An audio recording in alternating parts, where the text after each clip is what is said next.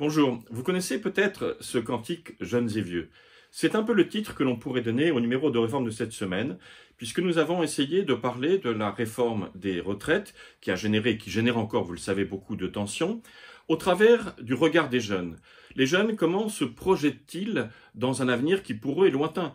Ils sont déjà souvent inquiets de l'avenir de la planète, ils sont inquiets à cause de la précarité de l'emploi concernant les jeunes, bref, une jeunesse inquiète et qui en plus a connu, vous le savez, après la crise sanitaire, un certain nombre de pathologies même psychologiques. Donc une jeunesse qui souffre.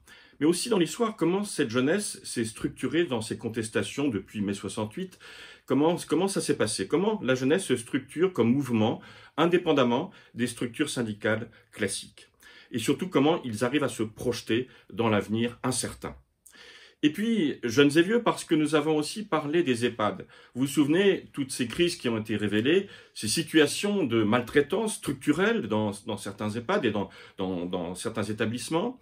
Nous avons essayé de faire le point et de montrer comment on peut choisir aujourd'hui un EHPAD pour soi ou pour ses proches et quels sont les critères pour qu'on puisse trouver un établissement qui corresponde à un confort de vie, à une situation satisfaisante. Et puis d'autres nouvelles, bien sûr, que vous pourrez aussi retrouver sur notre site, les pages bibliques, bien sûr, sur réforme.net.